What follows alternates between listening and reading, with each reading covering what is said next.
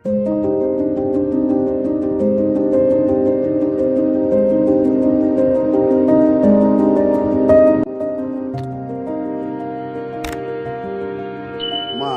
Week Shaivam, వైష్ణవం, వేదాంతము, సిద్ధాంతము మొదలగు మతములందు లక్ష్యము పెట్టవలసిన పని లేదు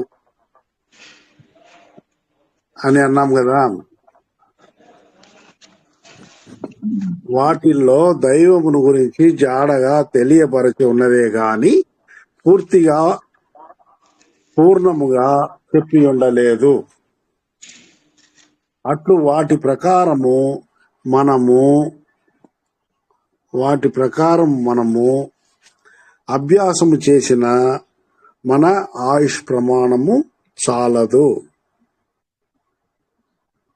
అర్థమైందమ్మా? పూర్తి ప్రయోజనము పొందలేము కావున వాటిపై లక్ష్యము పెట్టవద్దు. ఎందుకనగా వాటిలో ఆ మతము, మార్గము మరియు అంతములలో అల్ప ప్రయోజనం పొందగలమే గాని గొప్పదైన పెద్దదైన ప్రకృతి సత్యము అను ఆత్మానుభవమును పొందలేము. ఎందుకంటే మనకు కాలము వ్యవధి బహు తక్కువగా ఉన్నది. ఇట్లు చెప్పుటకు కారణము మరియు దృష్టాంతము నేనే అంటారు. స్వామిని దృష్టాంతంగా పెట్టుకున్నారు. ఎట్టంటే, నేను శైవ మతములో ఎంత ఎక్కువ లక్ష్యము కలవాడనై ఉంటిని అనున్నది అందరికీ తెలిసినదే. స్వామి మొదట సుబ్రహ్మణ్య స్వామిని గురించి బాగా పద్యంలో ఎక్కువగా పాడినాడు. తర్వాత శైవ సంబంధమైన తిరువొற்றிయూరు శివుణ్ణి గురించి, అమ్మని గురించి ఎక్కువగా ఆయన పద్యాలలో ఉన్నాయన్నమాట. మొత్తం 5 తిరుమురై. ఆయన టోటల్ గా రచించింది 6 తిరుమురై అంటారు. 6 5 శైవ మతానికి సంబంధించిందే. ఇంత దాదాపు 3,000 చిల్లర పద్యాలు, 3,000-4,000 చిల్లర పద్యాలు శైవ మతానికి సంబంధించి ఆయన పాడి ఉన్నారన్నమాట.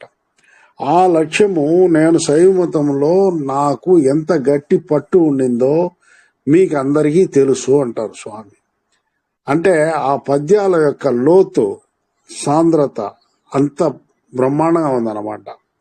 మిగతా వాళ్ళు పాడిన పాటల్లో అంతా ఎట్లా ఉంటుంది అంటే, ఆ పద్యాలు కానీ అవి చూస్తా ఉంటే అన్ని బేసిక్ గా పురాణములు, శైవలీల పురాణములు అది ఇది ఉంటది. కానీ స్వామిలాగా ఏ పురాణములు కానీ టచ్ చేయకుండా, ఏ ఇన్సిడెంట్ ఏ పురాణంలో కూడా టచ్ చేయకుండా పాడిన వారు ఎవరూ లేరు అన్నమాట.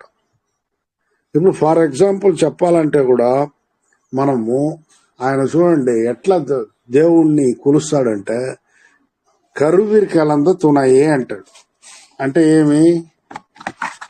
నాతో మాతృగర్భమున, ఇంతకుముందే చెప్పున్నాను అనుకుంటా, ఇది మాతృగర్భమున నాకు కూడా తోడైన ఓ దైవమా అంటాడు. ఆ రకంగా ఆయన దేవుణ్ణి తన శ్వాసతో ఈక్వల్ గా శైవ మతంలో కూడా ఆయా దేవుణ్ణి ఆయన సుబ్రహ్మణ్య స్వామిని గాని శివుణ్ణి గాని పాడి ఉన్నాడు. కానీ దాన్నంతా మనము మన వరకు వచ్చే లోపల దాన్ని వేస్ట్ అనుకోలేము. ఎందుకురా అంటే అవన్నీ ఇంతకు ముందంతా మనం డిస్కస్ చేసినట్లు ఏమంటే ఇంద్రియ భక్తి, కరణ భక్తితో చేరినవేవి. వాటి వల్ల పెద్ద ప్రయోజనం నేను పొందలేదు అని కూడా చెప్తున్నారు స్వామి. ఎందుకంటే అవి వచ్చి ఇంద్రియ భక్తికి సంబంధించింది. ముఖ్యంగా కరణ భక్తికి మెయిన్ గా ఇంద్రియ భక్తే, కొద్దిగా కరణ భక్తి ఉంటుంది. కానీ దేవుడు మనకు సాక్షాత్కరించాలా, దేవుని యొక్క పూర్తి ఇది మనం పొందాలి, ఆశీస్సులు పొందాలంటే మనము జీవభక్తి, ఆత్మభక్తి రెండు కలవాలి. ఆత్మభక్తితో కొలిస్తే తప్ప మన వల్ల దేవుణ్ణి కరెక్ట్ గా పొందలేము అనేది స్వామి యొక్క రూఢి అయిన ఒక సిద్ధాంతము. ఇది ఆ రకంగానే నేను శైవ మతంలో ఎక్కువ లక్ష్యం కలవాడనై ఉంటిని అన్నది అందరికీ తెలిసినది. ఆ లక్ష్యం అంతా ఇప్పుడు కొద్దిగా కూడా లేదు నాకు. ఎందుకంటే ఆ మతం గురించి ఆయన ఏమంటే తప్పుగా ఏం చెప్పడంలా. ఒకరు లేదా కొంతమంది కలిసి ఏర్పరిచిన మతాలు అవి. దానికి ఒక హెడ్ ఉంటాడు, ఒక గ్రంథం ఉంటుంది. ఆ హెడ్ ఫైనల్ అన్నమాట. ఆయన్ని మించి ఇంకా లేదు ఈ విశ్వం. ఈ లెవెల్లోనే పోతా ఉంటుంది. కాబట్టి ఒక కూపస్థ మండుకం లాగా, అంటే బావిలో కప్పల్లాగా మనము ఆ దేవుడే గ్రేట్, ఇంక దానికి మించి దేవుడు లేదు అట్లనే దీనికి మనం వచ్చేయకూడదు అనమాట. ఇది వచ్చి బావిలో ఉన్న కప్ప అనుకుంటుందంట ప్రపంచమంతా ఈ బావి అనేసి. ఆ రకంగా ఏ మతస్థులు వాళ్ళ యొక్క మతం గొప్పది, వాళ్ళ దేవుడు గొప్పవాడు అని ఆ రకంగానే అనుకుంటూ ఉంటారు. కానీ ఈ ప్రపంచము టోటల్ గా ఎంతో విస్తరించి ఉన్నది. ఫర్ ఎగ్జాంపుల్ మనం తీసుకుంటే కూడా మన ఒక్క ఈ భూ ప్రపంచంలో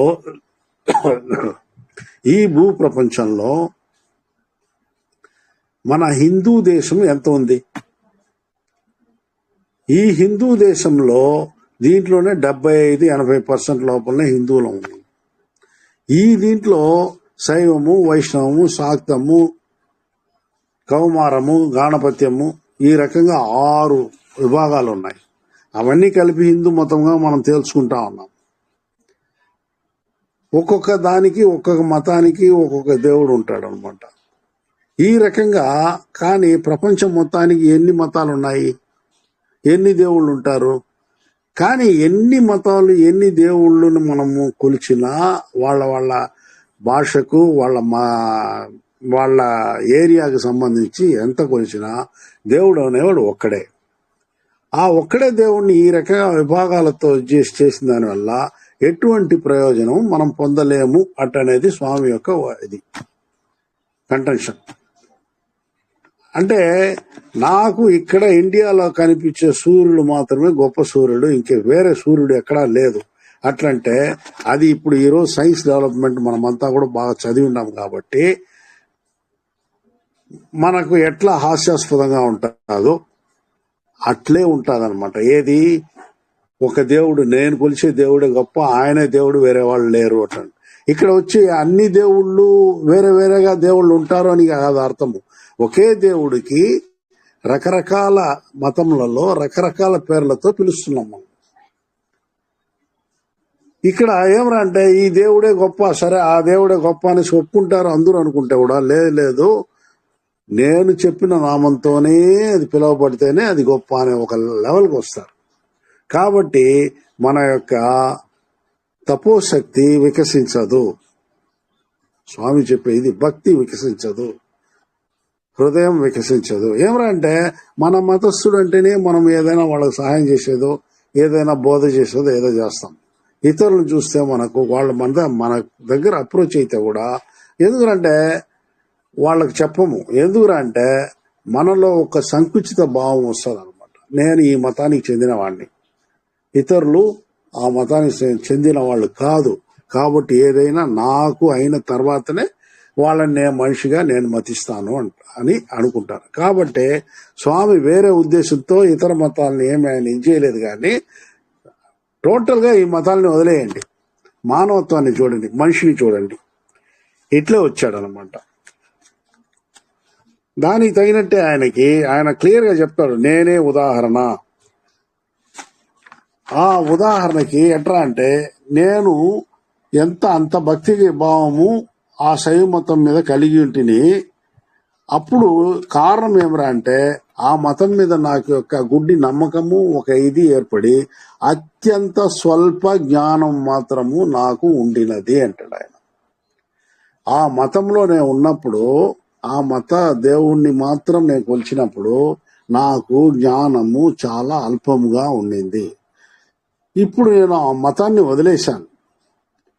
వదిలేశాక నాకు అన్ని మతములు ఈక్వల్, అన్ని మానవులు ఈక్వల్ గా, అన్ని జీవరాశులు ఈక్వల్ గా కనిపిస్తూ వాటి మీద, ఆ జీవుల మీద, అన్ని నా ఆ దేవుడి మీద, అంటే అందరికీ పెద్ద అయిన దేవుడు, ఒక ఆ దేవుడిని అర్పణ జ్యోతి మీద నేను నమ్మకం పెట్టి నా భక్తిని ఆయన మీద పెట్టి అందరినీ నేను దయతో చూసిన దాని వల్ల ఆ దయ నన్ను ఎంతో పైన తీసుకువెళ్ళి పెట్టుండది.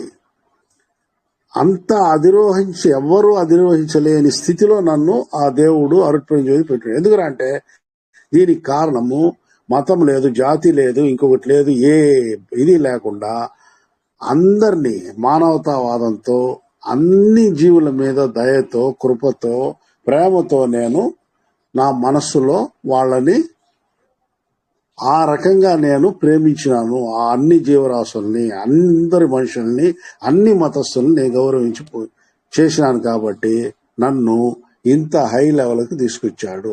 నాకు ఇప్పుడు నా యొక్క జ్ఞానము అండములను దాటి వెళ్ళుచున్నది. ఇక్కడ ఉండేది మాత్రం కాదు, ఇట్లాంటి గెలాక్సీస్ లో పలు గెలాక్సీలు దాటి కూడా నా యొక్క జ్ఞానము వెళ్తా ఉంది అంటాడు. దీనికి మనం కొద్దిగా అర్థం కావాలంటేనే నేను చెప్పి ఆ లూసీ సినిమా చూసారా, యూట్యూబ్ లోనే కూడా ఉంది, దయచేసి ఎవరైనా డౌన్లోడ్ చేసుకుని కూడా చూడండి. దాంట్లో ఎండింగ్ లో బాగా తీసుకొస్తాడు అన్నమాట. ఆ ఒక లేడీ హీరోయిన్ కి, ఆమెకి స్టార్టింగ్ లో 5-6% ఆఫ్ బ్రెయిన్ వర్క్ చేస్తుంది అనమాట, జ్ఞానం. ఇక్కడ ఇంకొకటి కూడా మనం చెప్పుకోవాలండి, తెలివి అనేది వేరే, జ్ఞానము అనేది వేరే.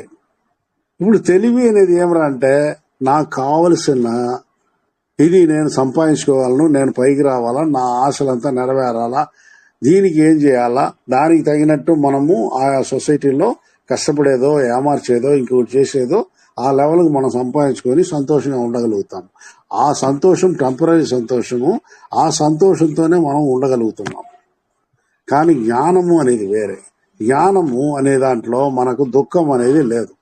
ఆ జ్ఞానము సంపాదించి దానిపైన వచ్చే సంతోషంతో మనం ఉన్నామంటే మనకు దుఃఖము అనేది ఎప్పుడూ లేదు. ఇది జ్ఞానానికి తెలియకున్న దీన్ని మనము చూసుకోవాలి. ఇప్పుడు మనం జ్ఞానం విషయానికి వచ్చినామంటే మనం ఎక్కడ ఉన్నామంటే 5 ప్రాణముల ఇవి ఉన్నాయి చూడండి, అనిమల్స్ కానీ పక్షులు కానీ, ఏమంటే వాటికి వాటికి ఉన్నాయి. ఆ తెలివి దేనికి? భోజనం. వాటి భోజనాలు కావాల్సి వెతుక్కునేంత వరకు దానికి తెలివి ఉన్నాయి. మనకు వాటికి ఏమరా భేదం ఇప్పుడు అంటే, ఓన్లీ మనం బట్ట కడుతున్నాము, తర్వాత షెల్టర్ హౌసెస్ నిర్మించుకుంటా ఉన్నాము, మనము ఇంకా మనకు కావాల్సిన లగ్జూరియస్ ఐటమ్స్, కంఫర్టబుల్ ఐటమ్స్ తయారు చేసుకుంటా ఉన్నాము. దీని మీద మనకి ఏమరా అంటే మన క్యారెక్టర్ని మనము తెచ్చుకోవడం లేదు.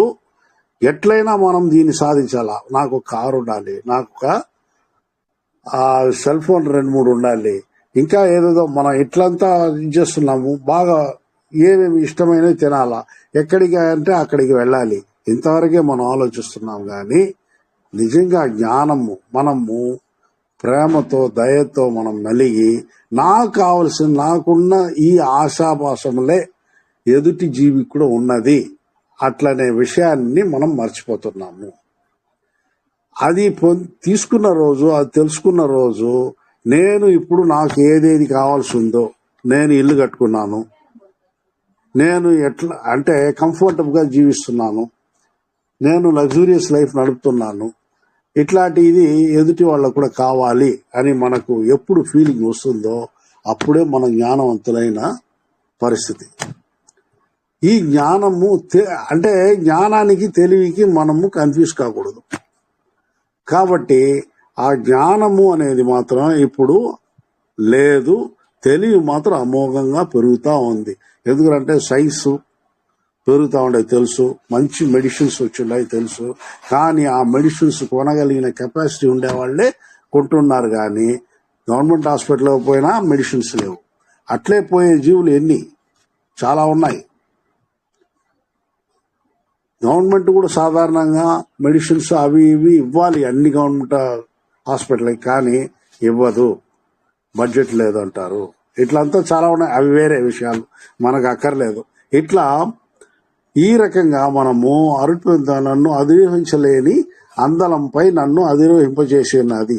అన్నిటినీ అనగా మతంపై నాకున్న అభిమానమును పూర్తిగా వదిలివేసినందువలన ఈ లాభము నాకు కలిగినది అంటాడు స్వామి. కాబట్టి మీరు కూడా నా వలె మతాభిమానమును వదిలేయండి. అదే ఇక్కడ మనం నిలిపినాం అనుకుంటా. మత అభిమానం నిలపమన్నాడు. మన సొసైటీలో ఏదో ఒక మతానికి చెందిన వాళ్ళుగా ఉండాలి, లేకపోతే లేదు. ఇది పరిస్థితి. కాబట్టి ఆ అభిమానమును, దాంట్లో ఉన్న మూఢనమ్మకాలని మనము వదిలేసేది మనకు ఆ బ్రాడ్ సెన్స్ వచ్చేదానికి కారణంగా ఉంటుంది. మన జ్ఞానం పెరిగే ఛాన్స్ ఉంటుంది అన్నమాట. ఇంతవరకు మతంపై అభిమానం పెంచుకున్న వారు ఎవరైనా పెద్ద లాభమును పొంది ఉన్నారా? ఆయన సూటిగా క్వశ్చన్ వేస్తారు. మతాభిమానులు ఎంతో మంది పుడతా ఉండారు, ఉంటా ఉండారు, పోతూ ఉంటారు. వాళ్ళంతా మామూలు మనుషుల్లాగానే బతికారు, మామూలు మనుషుల్లాగానే ఉన్నారు. లేకపోతే కొద్దిగా వాళ్ళకేమరంటే వాళ్ళ మాటలు నలుగురు గుడ్డిగా విని, రే వాడిని కొట్టరా అంటే కొడతాడు, వీడిని కొట్టరా అంటే కొడతాడు, అంతవరకే. కానీ జ్ఞాన సముపార్జన అనేది ఉండదు. ఇప్పుడు కొన్ని నాస్తికులకి, ఆ ఆస్తికులకు కొన్ని ఇవి జరుగుతూ ఉన్నాయి, మీరు అబ్జర్వ్ చేస్తూనే ఉంటారు. ఈవెన్ యూట్యూబ్లో అంతా కూడా నాస్తికులు అడిగే క్వశ్చన్కి ఆస్తికులు కరెక్ట్ సమాధానం చెప్పేంత శాస్త్ర పరిజ్ఞానం కూడా ప్రజల్లో లేరు, ఆస్తికులు అని చెప్పుకునే వాళ్ళలో లేదు. లేకపోతే వాడిని కొడతాను చంపేస్తాము అది ఇది అంటారు. కానీ వాడు ఏం అడిగాడు దానికి మన వల్ల, మన శాస్త్ర ప్రకారం ఈ అభిమానం, మతాభిమానం పైన, మతాభిమానులు ఆ శాస్త్రాలు సరిగ్గా చదవలేదు కాబట్టి వాళ్ళు చెప్పలేని పరిస్థితిలో ఉన్నారు. ఇది ఇక్కడ జరుగుతూ ఉండేది. కాబట్టి మనకు ఆ మతం అంతా వద్దు. ఎవరైనా అట్లా మతాభిమానులు అంత పెద్దవాళ్ళు ఎవరైనా మంచి ఇది పొంది ఉన్నారా అని అడుగుతాడు. నన్ను శైవ మతంలో నేను ఉంచిన అభిమానము, భక్తి ఇంత పైకి అధిరోహింప చేసినదా నన్ను అని అనుకుంటే ఆ లక్ష్యము నన్ను ఇంత జ్ఞానవంతుడిని చేయలేదు. అట్లు నాకు ఇంత ప్రయోజనం కలిగించి నన్ను పై ఎత్తులో పెట్టినది ఏది అని నా దయా, కరుణ, ప్రేమ అని మాత్రం చెప్పగలను. దీనిని నేను నా విన్నపము అనే శీర్షికలో కూడా చెప్పి ఉన్నాను అంటాడు స్వామి. విన్నపము అనేసి మనం ఇంతవరకు రాలేదు, అది వచ్చి గద్య భాగంలో ఉంది. ఆ విన్నపము 4 చాప్టర్స్ లో ఉన్నాయి. అవి ఇంకా అంటే మన క్లాస్కి రాలా, నేను ఏదో ఒకసారి అక్కడక్కడ టచ్ చేశాను అంతవరకే. అది కూడా మనకు వీలైతే ఎప్పుడో ఒకప్పుడు చెప్పుకుంటాము. తర్వాత అటువంటి నేను పొందిన ఈ దయకు ఏకాగ్రత రావాలేను. ఈ దయ మీరు కూడా పొందాలా అనేసినాడు. అది ఎలా పొందాలా అట్లనే దానికి ఏకాగ్రత కావాలా అంటాడు. నేను ఆ దయను పొందాలా, అట్లనే ఫస్ట్ సంకల్పము, దాని మీద ఏకాగ్రత, అంటే అదే జ్ఞాపకంతో ఆ దీంట్లోనే మనం మెలగాలి సొసైటీలో కూడా. ఈ రకంగా చేసినప్పుడు ఆ దయ మనకు కొద్దిగా అలవడుతుంది.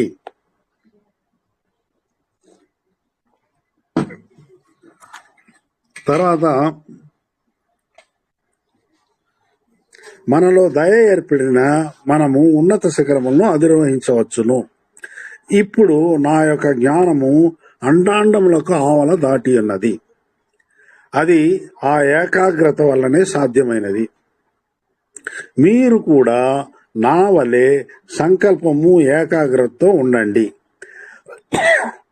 నా దగ్గర ఒకరు చెప్పిన మాట వినక మొరటుగా ఉన్న ఎడల వారికి మంచి మాటలు చెప్పేదను, కొద్దిగా బెదిరించి చూసేదను, దండం పెట్టి చెప్పేదను, వాడికి కావలసిన ద్రవ్యమును ఇచ్చేదను. వీటన్నిటికీ కాకపోయినా దేవుని వద్ద నేను అతనికై ప్రార్థించి మొరబెట్టి వాడిని ఎట్లయినా మంచి దారికి వచ్చినట్లు చేసేదను అట్లని అంటారు స్వామి. కాబట్టి మనం ఎందుకురా అంటే ఒక్కసారి లోపల సన్మార్గంలో ఎంటర్ అయిపోయి స్వామి దగ్గర మనం విన్నపించుకుని వడలూరు అట్లా పోయి వచ్చేసినామంటే ఆ తర్వాత మనం ఆయన్ని మర్చిపోయినా కూడా ఆయన మనల్ని వదలడు. ఈ నమ్మకము అన్ని సన్మార్గుల దగ్గర, అందరి దగ్గర ఉన్నది. ఎట్లా అంటే ఇప్పుడు మర్చిపోయిన కూడా 2-3 ఏళ్ళలో ఆయన్ని తిరిగి అందరూ అంటే మర్చిపోయిన వాడు కూడా తిరిగి ఆయన్ని స్మరించుకునేటట్టు ఆయన సిచ్యువేషన్ ని ఏర్పాటు చేస్తాడు. కాబట్టి ఫస్ట్ మనం ఎంటర్ అయిపోవాలి, స్వామి దగ్గర ఎంటర్ అయిపోవాలి. ఆ తర్వాత నీ కథ నేను చూసుకుంటాను రా అంటాడు. కాబట్టి మనం ఏంటంటే ఇక్కడ తెల్లటి మనస్సుతో, కళంకం లేని మనస్సుతో సన్మార్గంలోకి నేను వస్తున్నాను స్వామి అట్లనేసి మనం మొదట ఆయన దగ్గర విన్నవించుకోవాలి. మీరందరూ కూడా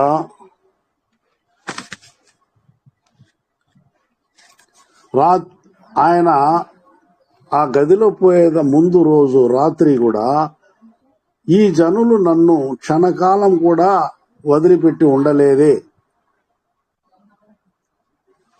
ఎట్లా వీళ్ళని వదిలి నేను అంటే స్వామి నీ దగ్గర నేను వచ్చి ఐక్యమయ్యి ఉండేదా ఎలా అనేసి అనుకున్నాను. నేను ఇక్కడ ఉన్న జనులు మాత్రమే కాదు, ప్రపంచంలోని అన్ని జనుల గురించి కూడా మొరపెట్టుకున్నాను. అంటే తాను ఇంకా అక్కడి నుండి డిసపియర్ అయ్యి కొద్ది కాలం ఎక్కడైనా ఉండి ప్రపంచం మొత్తంలో ఉంటాడనమాట ఆయన. నన్ను ఫిజికల్ గా చూస్తూ ఉండే ఈ జనులు రేపటి నుండి నన్ను చూడలేకపోతారు కదా, పాపం వెళ్ళి ఎట్లా అల్లాడిపోతారో అనేసి ఆయన బాధపడతాడు. ఈ ప్రపంచంలో అన్ని జనుల గురించి కూడా మొరపెట్టుకున్నాను దేవుడి దగ్గర. ఎందుకు అలా విన్నపించుకున్నానంటే అందరూ సోదరులే అనియు, ప్రకృతి సత్య ఏకదేశంలే అనియు అట్లు ఆత్మబంధ హక్కును ఏర్పరచుకొని ఉన్నాను. నేను మీ అందరితో అన్ని ఆత్మబంధుత్వమును ఏర్పరచుకొని ఉన్నాను. ఇప్పుడు మీరు ఇంతవరకు సచ్చీలతకు అలవాటు పడక ఎంత చండాలుడైనా హీనమైన అలవాట్లు గలవారైనా జ్ఞానసభ ధర్మశాలకు పోవుటకు కొంతకాలం ఉన్నది. ఆ లోపల మీరు మంచి శీలమును పొంది సచ్చీలుగా మారవలయను. అర్థమైందండి? మీరు ఎంతటి అలవాటు చెడ్డ అలవాటు ఉండే వాళ్ళైనా కూడా, అంటే ఇప్పుడు మనం సన్మార్గంలో ఉన్నాం కాబట్టి మనకు ఇది ఆల్రెడీ వర్తిస్తుంది కాబట్టి మనకు దాని గురించి ఇది లేదు. కొత్తగా ఎవరైనా వస్తే ఇప్పుడు మనం కూడా ఎవరితోనో మా స్వామి విషయం మాట్లాడి చెప్పినాం అనుకోండి, వాళ్ళు ఎన్ని చెడు అలవాట్లున్నా దాని గురించి పెద్దగా పట్టించుకోకుండా మొదట సన్మార్గంలో ఎంటర్ కావాలి. ఇక్కడ మా ఆశ్రమంలో కూడా ముందు కొంతమంది మా సంఘానికి ముందు వీధిలో పోతుంటారు, రెండయ్య కొద్దిగా లోపలికి వచ్చి పో, టిఫిన్ చేసిపో అంటాం. ఓ అయ్యో వద్దు సార్ ఈరోజు మటన్ తినేసాను నేను రాను అంటాడు. నువ్వు ఏమైనా కానీ ఫస్ట్ నువ్వు ఎంటర్ గా లోపల, తర్వాత నీ చెడు అంతా ఆటోమేటిక్గా ఒక్కొక్కటిగా తగ్గేదానికి ప్రారంభిస్తుంది. అది ఇక్కడ దానికోసం మర్చిపోయి నేను చెడు అలవాట్లంతా కూడా పోగొట్టుకుని వస్తానంటే అది అంత ఈజీగా అయ్యేది కాదు. అంతవరకు స్వామికి నువ్వు దూరంగా ఉంటావు. కాబట్టి ఆయన దగ్గర చేర్చుకుని ఆయన ఆశీర్వాదం పొంది నీ చెడు అలవాట్లను తగ్గించుకునేదానికి మార్గము నువ్వు సన్మార్గంలో ఎంటర్ కావడమే. తర్వాత పోతుంది అన్ని చెడు అలవాట్లు అన్నీ పోతాయి, ఏడా పోదు, ఎక్కడా ఉండదు, నీలో ఉండదు అది. కాబట్టి మనం చేయాల్సిన పని ఏమిరా అంటే ఇంతవరకు సచ్చీలతకు అలవాటు పడక ఎంత చండాలుడైనా హీనమైన అలవాట్లు గలవారైనా జ్ఞానసభ ధర్మశాలకు పోటకు కొంతకాలం ఉన్నది. ఆ లోపల మీరు మంచి శీలమును పొంది సచ్చీలుగా మారవలేను. మీరు మారుటే కాదు, మిగతా వారిని కూడా మన సచ్చీలత బాటలోకి వచ్చినట్లు ఎట్టి ప్రయత్నమైనా చేసి మనవారిగా చేసుకునవలేను. అర్థమైందంటే ఈ రకంగా వీలైనంత వరకు బయట చెప్పండి అంటారు స్వామి. నీకు తెలిసిన జ్ఞానమును, నీకు తెలిసిన విద్యని, నీకు తెలిసిన దీన్ని బహిర్గతంగా చెప్పేదానికి మనము అలవాటు చేసుకోవాలా. ఆ మనసు మంచిది. ఎట్లా అంటే నాకు మాత్రం తెలుసు, వీళ్ళకన్నా ముందు నేనున్నాను అని నాకు ఒక ప్రైడ్ వచ్చేటట్టు మనం బిహేవ్ చేయకూడదు. మనకు తెలిసింది చెప్పేయాల బయట. అది వాళ్ళు తీసుకుంటారు లేదు, ఇట్ ఈస్ డిఫరెంట్. ఆ రకంగా మనము వేరే వారితో కూడా మనము ప్రయత్నించి వాళ్ళని మన సన్మార్గానికి మనము పిలుచుకొని రావాలా. మీరు ఈ ప్రయత్నమును ఎల్లప్పటికీ కొంతకాలం చేస్తూ ఉండండి. నేను కూడా దేవుని వద్ద ఈ ప్రపంచంలోని అన్ని జీవుల మంచి కొరకు ప్రార్థిస్తూ విన్నవిస్తూ కోరుతూ ఉంటాను. మీరు చేయండి. మీ కోరిక సాఫల్యం కావాలనేసి నేను కూడా దేవుని వద్ద నా కోరికను పెట్టి మొరబెట్టి నేను కూడా ప్రార్థిస్తూ ఉంటాను. అట్లా అంటారు.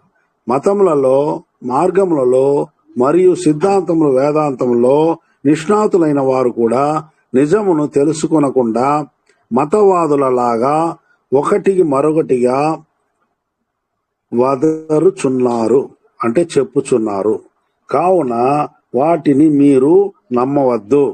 ఎందుకంటే మనం టీవీ ఆన్ చేస్తే 4-5 ఇది వస్తుంది, ప్రతి భాషలోనూ ఉంది.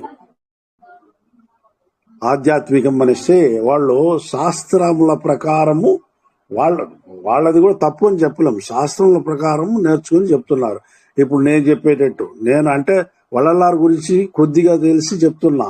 ఆ రకంగా 18 పురాణాలు, రామాయణ, భారత, ఇతర ఇతిహాసాలు అవి ఇవి మొత్తము నేర్చుకుని వాళ్ళు దాంట్లో ఉండేదాన్ని సమాధానంగా చెప్తున్నారు వాళ్ళు. కానీ అవన్నీ ఏమరా అంటే స్వామి కల్పనలో అంటాడు. ఎందుకంటే వాటి వల్ల ఇంతవరకు ఎవరు ప్రయోజనం పొందలేదు. దేవుని గురించి అనర్గళంగా మాట్లాడతారు, ఎన్నో గ్రంథాలు రాస్తారు. కానీ నిజంగా దేవుణ్ణి చూసిన వాళ్ళు, దేవునితో కలిసిన వాళ్ళు ఎవ్వరూ లేరు. అలా కలవాలి అంటే నీ యొక్క దేహంతోనే వీలవుతుంది. కానీ దేహమును వీడి అయిపోయినట్లు చెప్పుకునేది ఒట్టి జాలము అంటాడు. చచ్చిపోయిన వాళ్ళు మనం ఏం చేస్తాము? మన ఇళ్లలో జరిగినా కూడా వాళ్ళు ఏమరంటే శివలోక పదవి పొందినారు, విష్ణులోక పదవి పొందినారు అని కార్డు ప్రింట్ చేస్తాం. ఎవరు చూశారు? ఇన్ని రోజులు ఏమరా అంటే చనిపోయినాకనే మనకు ముక్తి మోక్షము అనేసి అనుకుంటా ఉన్నాము. కానీ అది తప్పు, లేదు అంటారు. ఎప్పుడు నీ యొక్క దేహం కింద పడుతుందో అప్పుడు ఆటోమేటిక్గా నీకు మరుజన్మ రాసి పెట్టేసి ఉన్నది. కాబట్టి నువ్వు అమరుడు కావాలంటే నీకు దేవుడిచ్చిన దేహంతోనే నువ్వు అమరుడవుతావు. ఇది స్వామి యొక్క ఇది. అట్లా ఆ దేహాన్ని కింద పడనీయకుండా ఉంచేవాడే నిజమైన సన్మార్గి. ఇప్పుడు దానికి చూడండి, ఆ సన్మార్గానికి ఏది? సూక్ష్మదేహం, ప్రణవదేహం, జ్ఞానదేహం అనేసి 3 రకాలుగా ఈ దేహంలో ఆయన పెట్టాడు. కానీ ప్రాణం పోతే నీకు ఇవన్నీ వస్తుందని ఏడుంది? కాబట్టి మనము ఆ నిజాలు తెలుసుకోవాలంటే మనం ఏమరంటే మన జ్ఞానాన్ని ఉపయోగించాలి. అన్నీ చదవండి. నన్ను అడిగితే జ్యోతిరావు పూలే, అంబేద్కర్, పెరియార్ పుస్తకాలు కూడా చదవాలి.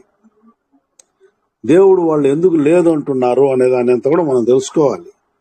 ఇట్లంతా కౌంటర్స్ వేసుకుని చూస్తూ ఉంటేనే మనకు నిజమైన దేవుడు మనకు అర్థమవుతాడు.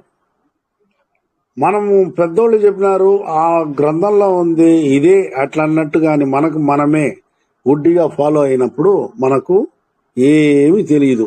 మా పెద్దోళ్ళు చెప్పినారు, మా తాత చెప్పినాడు, మా నాయన అన్నాడు, మా నాయన చెప్పినాడు, నేను విన్నా, నేను చెప్తే నా బిడ్డలు విన్నారు. ఈ లెవెల్లో పోయేదాని వల్ల ఎటువంటి ప్రయోజనం? ఇది మారుతూ ఉంటుంది కానీ హెరిడిటీ వస్తూ ఉంటుంది కానీ ఎటువంటి ఇది దేవుని దగ్గర మనం అప్రోచ్ కాలేము. ఇది మెయిన్. మతములలో, మార్గంలో మరియు సిద్ధాంతంలో నిష్ణాతులైన వారు కూడా నిజమును తెలుసుకొనకుండా మతవాదుల్లాగా ఒకటికి మరొకటిగా వదరుచున్నారు. కావున వాటిని మీరు నమ్మవద్దు. ఎందుకనగా వాటిలో దైవమును గురించి పూర్తిగా, అంటే కూలంకుషంగా, బాహ్యంగా కూడా చెప్పలేదు. అంతరంగా మాత్రమే కాదు, బాహ్యంగా కూడా కరెక్ట్గా చెప్పలే. ఒకే శిల్పానికి చిహ్నాలు మారిస్తే దేవుళ్ళు వేరైపోతారు. రంగనాథ స్వామి పడుకో అంటాడు. ఇక్కడ ఆంధ్రాలోనే చిత్తూరు జిల్లాలో, ఇప్పుడు ఒకవేళ తిరుపతి జిల్లా అనుకుంటా, చెన్నై సమీపం అంటే కొద్దిగా ఆంధ్రప్రదేశ్ ఊతుకోట సమీపంలో ఉంది, సత్యవేడు పోయేదారిలో సురుట్టుపల్లి అనేసి. అక్కడ పడుకున్న శివుడు ఉన్నాడు. ఏం జస్ట్ మార్క్ మారింది, నామము విభూతి అన్నట్టు.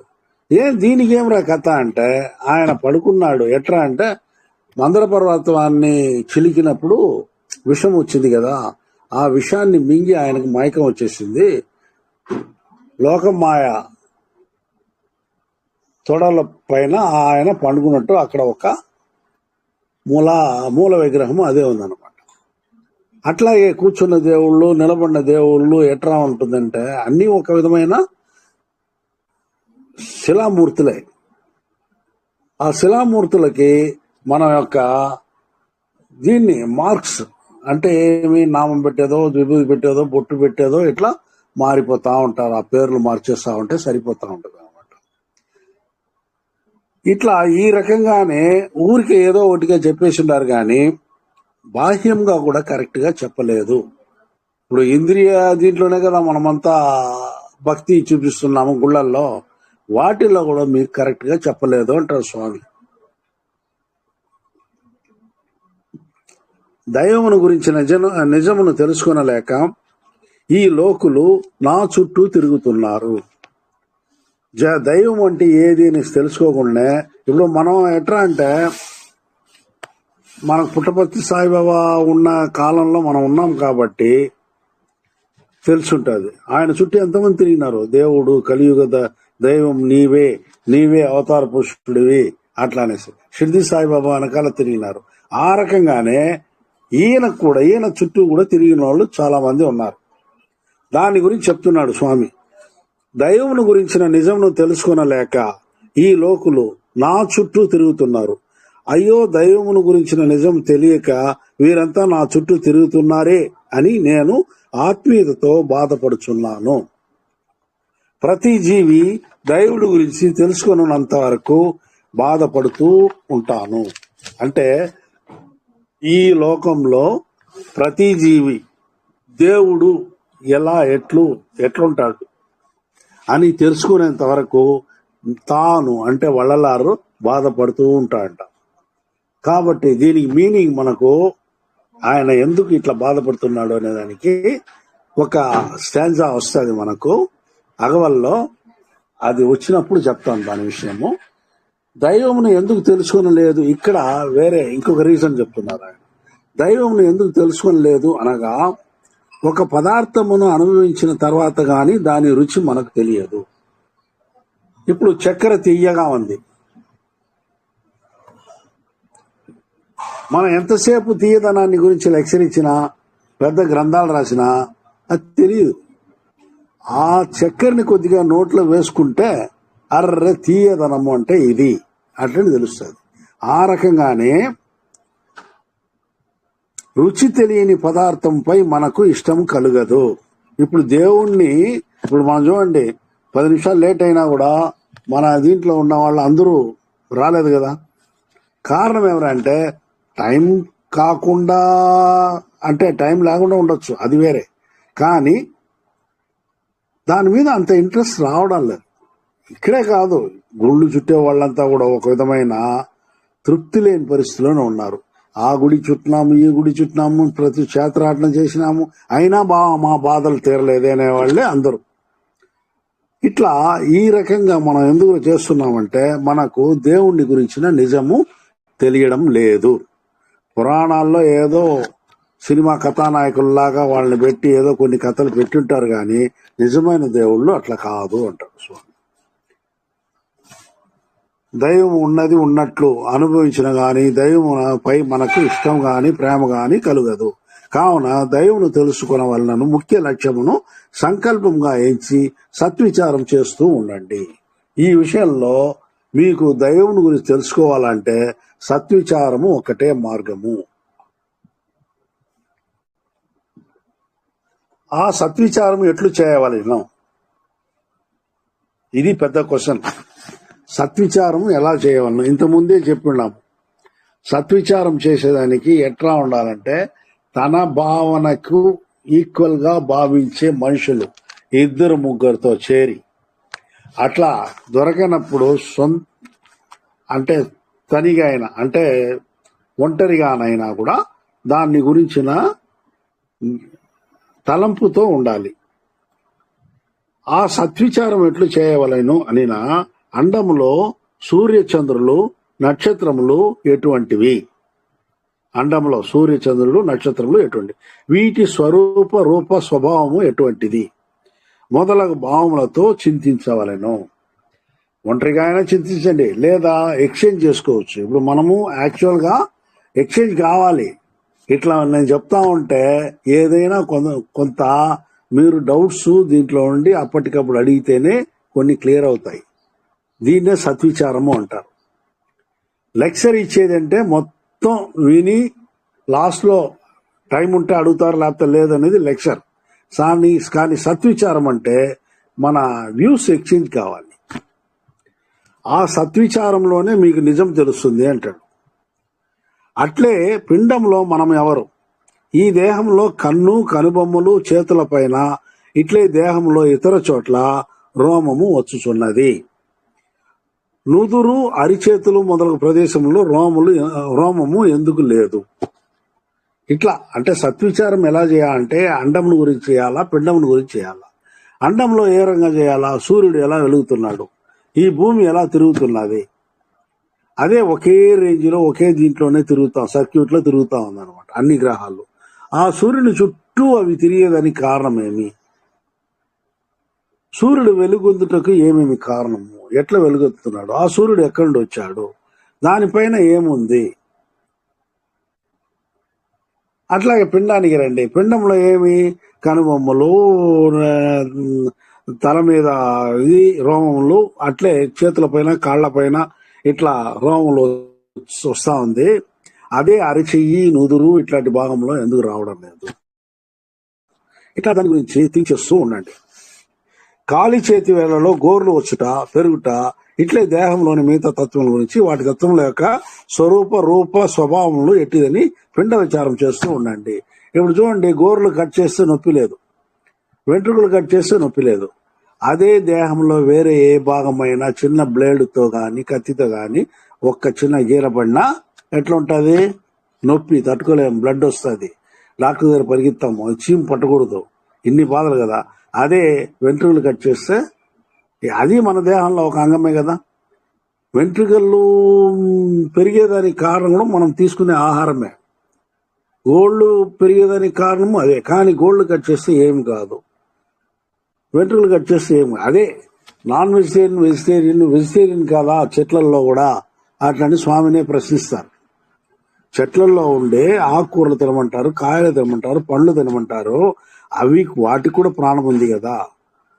ఎట్లా అంటే అదే దానికి దృష్టాంతంగా ఆయన గోర్లు వెంట్రుకలు చెప్తాడు. నువ్వు లేకపోయినా అది ఆటోమేటిక్ గా పండి రాలిపోతుంది. కాబట్టి వాటిని నువ్వు తీసుకుని తినడంలో ఎటువంటి తప్పిదము లేదు. మోర్ ఓవర్ ఆ చెట్టు యొక్క ప్రాణం గాని మొక్క యొక్క ప్రాణం గాని పోదు, అవి చచ్చిపోయే పరిస్థితి లేదు. కాబట్టి మీరు దాన్ని అటువంటివి తినేదానికి పర్వాలేదు. కానీ ఇక్కడ ఇంకొకటి, మనము అందరూ చేస్తున్న పని మొలకెత్తిన విత్తనాలు దండిగా తింటా ఉన్నాం. అది సైంటిఫిక్ గా మనం హెల్త్ బాగుండేదే, నేను లేదంటం లేదు. కానీ మొలకెత్తినాక దానికి ప్రాణం వస్తుంది. ఇది దీని విషయంలో ఎవరి భావనకు వాళ్ళని వదిలేస్తున్నాం.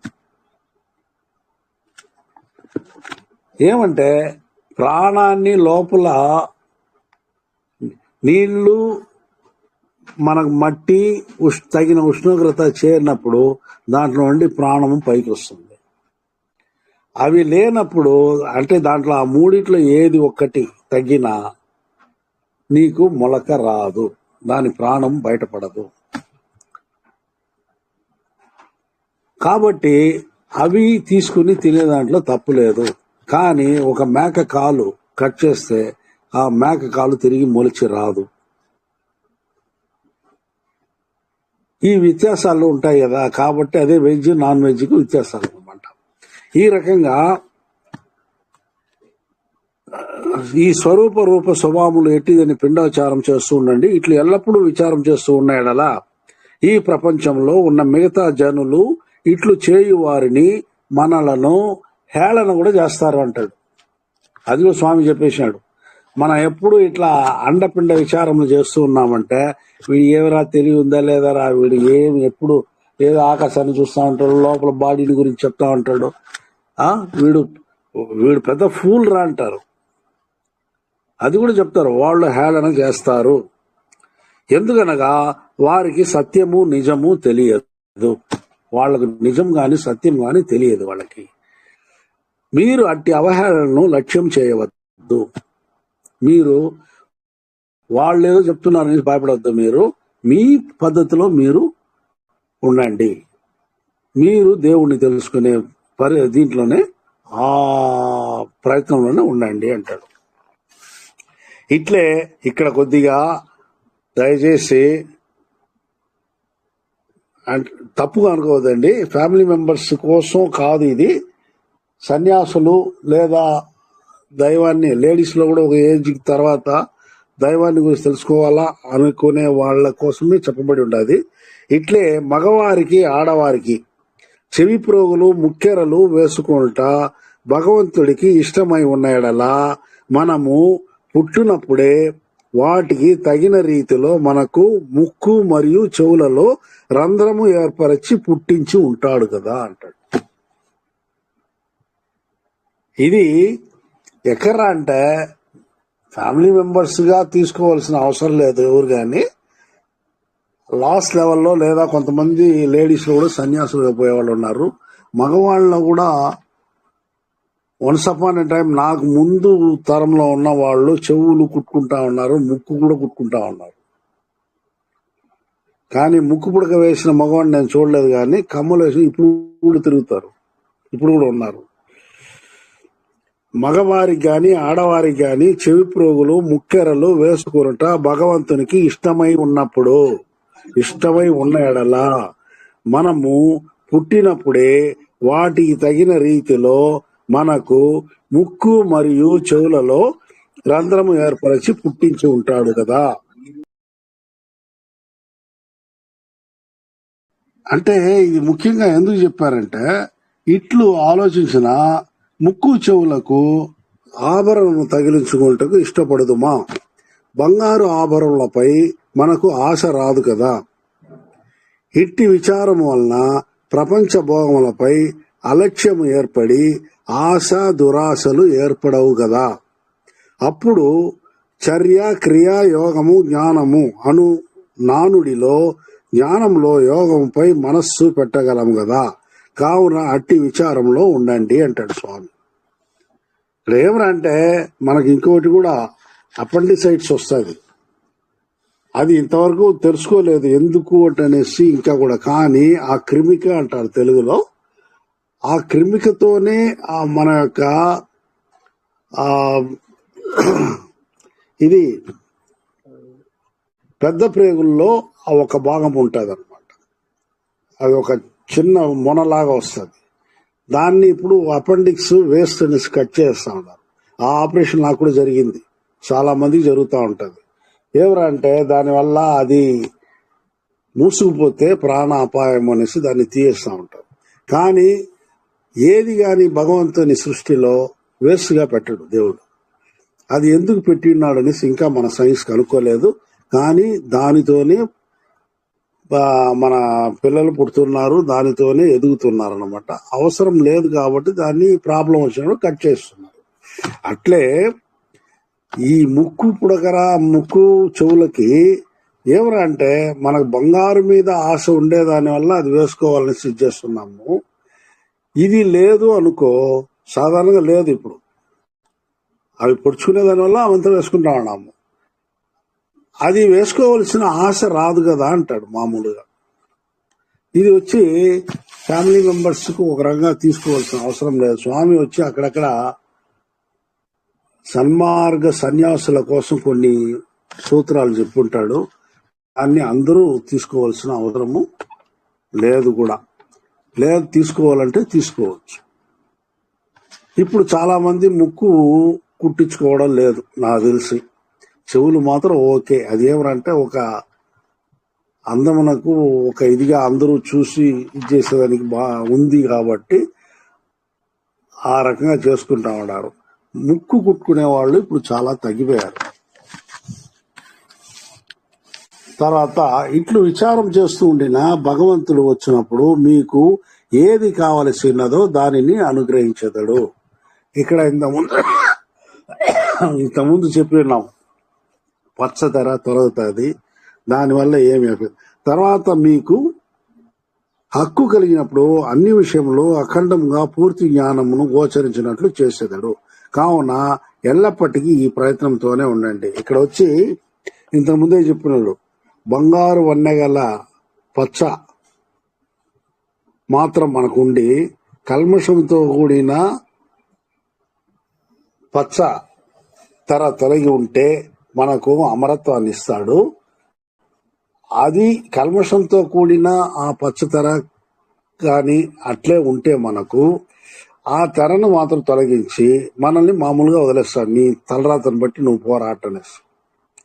కాబట్టి ఆ తర్వాత మనం ప్రయత్నం చేసినప్పుడు ఆటోమేటిక్గా మన గర్వము, మన యొక్క ఈ ప్రపంచ పరిస్థితులు మనల్ని తిరిగి అటువంటి కల్మషంలోనే తీసిపోయి వదులుతుంది. కాబట్టి స్వామి ఏమంటాడంటే, ఆయన వచ్చేది గ్యారంటీ మనకు.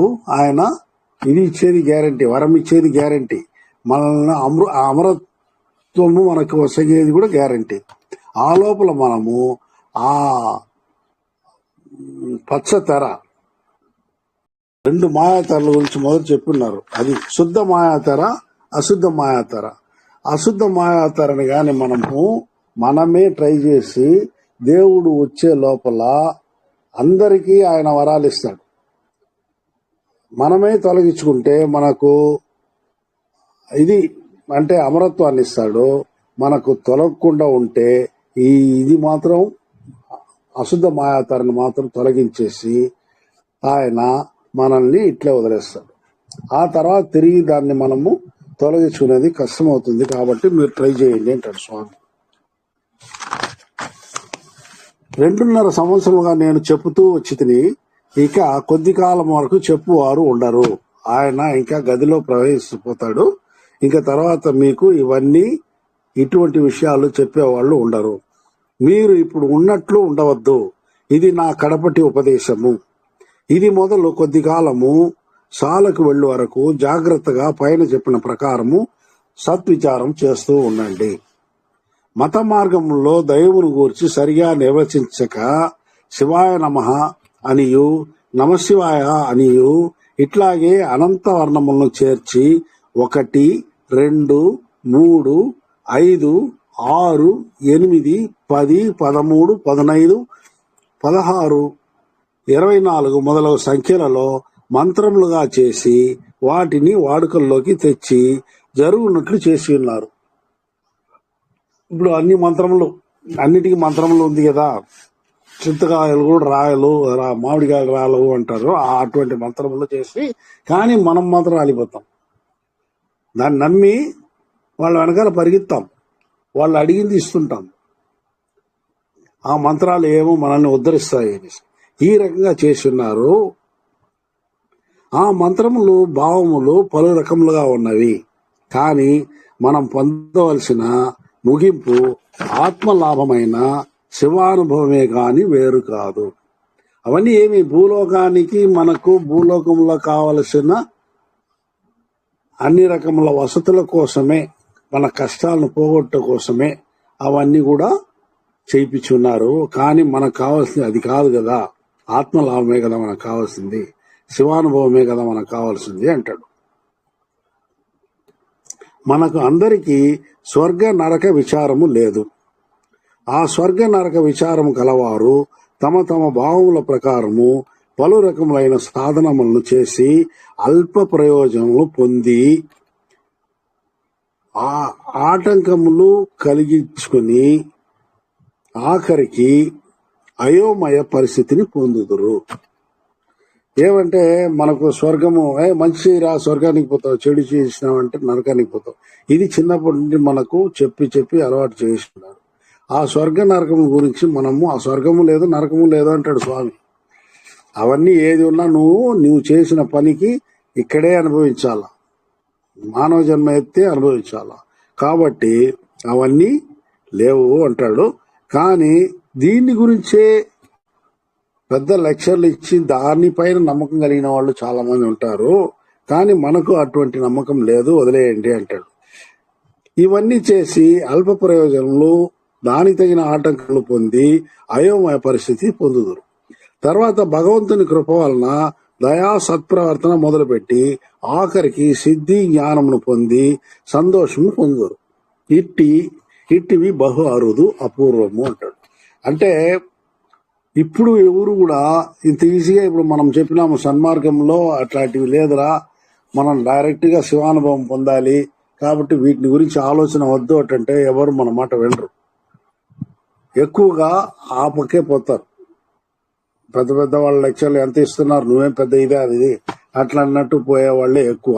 వాళ్ళంతా ఆ రకంగా పోయి ఏమరిపోయి కొన్ని జన్మలు తీసి తర్వాత నిజాన్ని కనుక్కొని అప్పుడు వస్తారు అంటాడు. ఇప్పుడు దేవదేవుడు అన్ని విషయములను ఎట్టి రహస్యం లేక అందరూ ఉన్నతమైన సంతోషమును పొందు నిమిత్తమై ఆఖరి సంతోషానుభవమున సాధనమునకు హేతువైన దేవుని మహావాక్యమును మరియు తన నిజ స్వరూపమును నాకు తెలిపిన విధముగా. ఇప్పుడు అరుట్పెరుంజోతి ఏం చేసింది అంటే స్వామికి మొట్టమొదట ఒక మంత్రమును ఉపదేశించింది. ఆ ఉపదేశాన్ని స్వామి తీసుకొని ఆయన పొందిన అనుభవం, నా స్వానుభవంతో దాన్ని పొంది నా ఆత్మజ్ఞానంతో అనుభవించి పొందిన సత్య జ్ఞాన అనుభవ ఆనంద సంతోషమును, ఇక్కడ ఇన్ని మాటలు వేస్తున్నాడు ఆయన. నాకు అరుట్పెరుంజోతి తెలిపిన విధంగా నా ఆత్మ జ్ఞానముతో అనుభవించి పొందిన సత్య జ్ఞాన అనుభవ ఆనంద సంతోషమును మీరందరూ నా వలె ఎట్టి సందేహము, కల్పన, సంకోచము లోకు కాకుండా పొందుటకు నాలో పొంగిన ఆత్మ బంధుత్వ ఏకాగ్రత గురించి చెప్పుచున్నాను, ఇంకా చెప్పేదను. ఇది ఈ రహస్యాన్ని, ఈ మంత్రాన్ని మీకు నేను ఈ రకంగా చెప్తున్నాను. ఎందుకంటే మీరు నేను ఒకటే, ఆత్మ బంధుత్వం గలవాళ్ళం, మనం ఆత్మగా ప్రాణంగా ఒకటిగా ఉండవాళ్ళం. కాబట్టి దీన్ని మీకు నేను చెప్తూ ఉన్నాను. ఇంకా ఆల్రెడీ కూడా చెప్పినాను, ఇప్పుడు చెప్పుచున్నాను, ఇంకా కూడా చెప్పేదను. మన భగవంతుని ఆజ్ఞ ఏదనినా మనకు మొదటి సాధనము కరుణ. కావున ఈ మంత్రమును చెప్పి ఉన్నారు. అరుట్పెరుంజోతి తని పెరుంగరుణై అరుట్పెరుంజోతి. ఈ మహామంత్రమును బాహాటముగా చెప్పి ఉన్నారు. దయా, కరుణ, అనుగ్రహము అనునవి ఒకే భావమును కలిగినవి. కావున ఎక్కువ దయ కలిగిన జ్ఞానమే పూర్ణ సంతోషము. ఈ మహామంత్రమును బాహాటముగా చెప్పినారు. దయా, కరుణ, అనుగ్రహము అన్నవి ఒకే భావమును కలిగినవి. కావున ఎక్కువ అంటే గొప్ప దయ కలిగిన జ్ఞానమే పూర్ణ సంతోషము, ఆనందము. అది గొప్ప, వేరే దేనితోనూ పోల్చలేని దయా జ్ఞానము. ఇది వ్యాజ్యార్థము. ఈ రకంగా సాధన ముదిరిన దాని ఫలితము ఆనందానుభవం పొందుటకు హేతువుగా ఉండును. ఎట్టి ఆటంకము లేదు. సంతతం వేదాభ్యాసంతో కలిసిన ఆ ఆనందానుభవం పొందగలము అనేసి వేద వాక్యంలో కూడా ఉన్నది, వేదంలో కూడా వాక్యముగా ఉన్నది. దైవం యొక్క నిజమును బయట తెలియనీయక అశుద్ధ మాయాకారి సిద్ధులు దాచియుంచిరి. శుద్ధ మాయాకారులైన పెద్దలు ఎవరూ లేరు. సన్మార్గము లేదు. సన్మార్గం ఉండి ఉన్నట్లయితే ఇంతవరకు అనుభవంలో లేని అనుభవములు, ఇంతవరకు ఎవరు గాని పొందని అనుభవము మనం పొంది ఉంటాము. ఇంతవరకు ఉద్భవించిన ప్రశ్నలు మనము కని విని ఉండేదము. ఇంకా మరణించిన వారు లేచి వచ్చి ఉందురు. కావున ఇంతవరకు తెలియని ప్రశ్నలను ప్రశ్నించుచున్నది ఈ తరుణమే. ఇంతవరకు ఈ ఆనంద అనుభవాన్ని ఎవరు పొందలేదు. ఈ ప్రపంచము సృష్టి మొదలైన రోజు నుండి ఇంతవరకు పొందలేదు. ఇది ఇప్పుడే దేవుడు ఈ సన్మార్గమును మనకు తెలియపరుస్తున్నాడు. కావున ఇంతవరకు తెలియని ప్రశ్నలను ప్రశ్నించున్నది ఈ తరుణమే.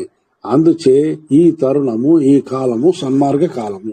దీనికి సాక్షిగా ఇప్పుడు సన్మార్గ పతాకమును ఆవిష్కరించి ఉన్నాము. ఆ పతాకము నిజముగా దేనికి నిదర్శనమనినా మన నాభి మొదలు భ్రూమధ్యము వరకు ఒక నాడి ఉన్నది. ఆ నాడి యొక్క మొనలో భ్రూమధ్యం లోపలి భాగమున ఒక జీర వేలాడుచున్నది. దాని అడుగు భాగము తెలుపు వర్ణము, పైన పసుపు వర్ణము. ఆ జీరకు ఇదన్నమాట కలర్. ఆ జీర క్రింద ఒక నాడి పైన క్రింద వేలాడుచూ ఉన్నది. ఇది మన అనుభవ జ్ఞానం ద్వారా తెలియను. చూడండి, ఇప్పుడు ఇవన్నీ ఏమరా అంటే మనిషిని కోస్తే తెలియదు. నాడుల్లాగా ప్రోస్టేట్ గ్రంథి, తర్వాత ఇంకోటి ఏదో గ్రంథులంతా ఉన్నాయి. ఆ గ్రంథులు కూడా మనం కంటికి కనిపించదు. నాడి అనేది ఇంతవరకు ఎవరు చూడలేదు. నరములు ఉంటాయి కానీ నాడి లేదు. ఈ రకం ఉన్నాయి కానీ అది కనిపించదు. ఆ రకంగానే ఈ పతాకం కూడా కనిపించదు. ఇది ఎట్లా పతాకము అనేసి దాన్ని పైన మనము పతాకంగా ఎగరవేసి ఉన్నాము అంటే, ఆ జీర క్రింద ఒక నాడి పైన క్రింద వేలాడుచు ఉన్నది. ఇది మన అనుభవ జ్ఞానం ద్వారా తెలియను. గుర్తుగానే ఈనాడు బాహ్యంగా పతాక ఆవిష్కరణ జరిగినది. ఇక అందరికీ మంచి అనుభవములు వారి జ్ఞానమున వికసించును. ఇది వచ్చి ఎవరా అంటే, అడుగు భాగము తెలుపు వర్ణము, పై భాగము బంగారు వర్ణము. నిజమును తెలుపుటకే వచ్చి ఉన్నాను అని నిజమును చెప్పుటకు ప్రయత్నించినను తెలుసుకుని వారు లేరు. ఇప్పుడు జెండా ఆవిష్కరణము అయినది కావున ఇక అందరూ నిజమును తెలుసుకొనగలుగుతారు. ముందు ఉన్నవారు నిజమును తెలియనివ్వక మట్టి వేసి కప్పి ఉంచినారు. ఇప్పుడు దేవదేవుడు తెలియపరుస్తున్నాడు, ఇంకా కూడా తెలియపరుస్తాడు. మీరు అందరూ కూడా నిజమును తెలుసుకోనండి. ఇప్పుడు నేను పైన చెప్పినట్లు నిజమైన తెలివితో జాగ్రత్తగా విచారము చేస్తూ ఉండండి. నిజమును తెలుసుకుంటకు దయ అవశ్యము. దయతో పాటు ఆత్మ బంధుత్వ హక్కు కూడా ఉండవలెను. ఇట్లు కాలం గడిపిన దైవము వచ్చిన వెంటనే అన్ని రకముల అనుగ్రహములు పొందవచ్చును. ఇది సత్యము, సత్యము, సత్యము. ఇది ఆ దేవదేవుని ఆజ్ఞ. అందరికీ ఆయన ముగింపు. ఇంకా అందరికీ తల్లి, తండ్రి, అన్న, తమ్ముడు మొదలగు ఆప్తులు చేయు సహాయము ఎంతనో అంత కోట్ల కొలది అధికమైన సహాయము ఇచ్చు స్థలము ఈ స్థలము అనగా సిద్ధివళాకం అనే మేటుకుప్పంలో ఉండే ఆయన గదిలో లోపలికి పోయి మాయమైన చోటు ఉన్నది చూడండి. అది ఇట్టి సహాయమును అందరికీ ఇచ్చు స్థలము. ఇది ఆ దేవదేవుని ఆజ్ఞ అంటాడు.